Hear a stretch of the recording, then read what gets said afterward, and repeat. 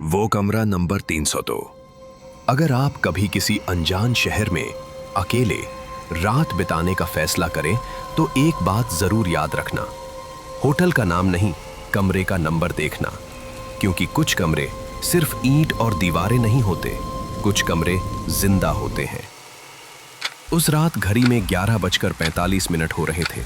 बारिश लगातार गिर रही थी, सड़कें सुनसान थीं और शहर जैसे नींद में डूबा हुआ था। मैं काम के सिलसिले में इस छोटे से शहर पहुंचा था।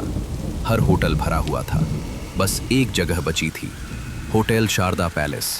नाम जितना साधारण, इमारत उतनी ही डरावनी। रिसेप्शन पर बैठा आदमी मुझे देख रहा था, घूर नहीं रहा था, जांच रहा था, जैसे तय कर रहा हो कि मैं रहने लायक हूं या नहीं। मैंने कहा, एक कमरा चाहिए।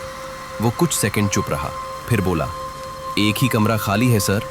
मैंने पूछा, कौन सा? उसने निगल कर जवाब दिया, कमरा नंबर 302। उसकी आवाज में डर नहीं था, चेतावनी थी। चाबी देते वक्त उसने अचानक मेरा हाथ पकड़ लिया। उसकी उंगलियां अजीब तरह से ठंडी थीं। सर, उसने फुसफुसाकर कहा, रात 3 बजे के बाद दरवाजा मत खोलना। मैं हंस दिया। भूत प्रेत की कहानी है क्या?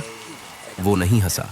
उसने मेरी आंखों में देखा और बोला, नहीं सर, यहां रहने वाले लोग ही डरावने हैं। कमरा तीसरी मंजिल पर था, 302। दरवाजा खोलते ही एक अजीब सी गंध आई, पुरानी नमी और कुछ सड़ा हुआ। कमरे में पीली लाइट थी, दीवारें उखड़ी हुई और ठीक बेड के सामने एक बड़ा सा आईना। मैंने बैग रखा, मोबाइल चार्ज पर लगाया और खुद से कहा, बस एक रात है। जब बाथरूम से बाहर आया, मैंने आईने की तरफ देखा। मेरी परछाई 1 सेकंड देर से हिली। मैंने पलक झपकी, सब सामान्य, या मुझे ऐसा लगा। घड़ी में 2:58 हो रहे थे। ठक ठक, मेरी सांस रुक गई। रिसेप्शनिस्ट की बात दिमाग में गूंज गई। मैं चुप रहा। फिर बाहर से एक औरत की आवाज आई, दरवाजा खोलिए, मुझे बहुत ठंड लग रही है। आवाज इतनी धीमी थी कि कान नहीं, सीधे दिल सुन रहा था। मैं बिस्तर से उठ नहीं पाया। मैंने डर के मारे आईने की तरफ देखा। मेरे पीछे कोई खड़ा था, एक औरत, सफेद कपड़े, बाल चेहरे पर, लेकिन कमरे में मैं अकेला था। आईने में उसने धीरे से सिर उठाया। उसका चेहरा मेरा था। मोबाइल बज उठा, अननोन नंबर। मैंने कॉल उठाई।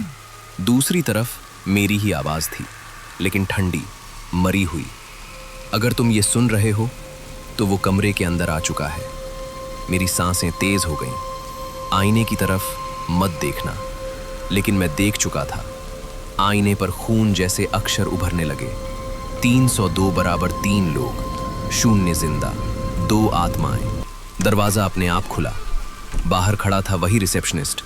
अब उसकी आंखें नहीं थीं, खाली सॉकेट। उसने कहा, इस कमरे में हर 5 साल में कोई एक रुकता है। मैं चिल्लाया, और फिर? वो मुस्कुराया, और फिर वो कभी बाहर नहीं जाता। अब तुम्हारी बारी है। लाइट बुझ गई। कदमों की आवाज, तेज सांसें। मैं चिल्लाया। सुबह 6 बजे होटल स्टाफ ने दरवाजा खोला। कमरा खाली था। आईने पर लिखा था, अगला मेहमान स्वागत योग्य है, और रिसेप्शन रजिस्टर में एक नया नाम लिखा था, आपका।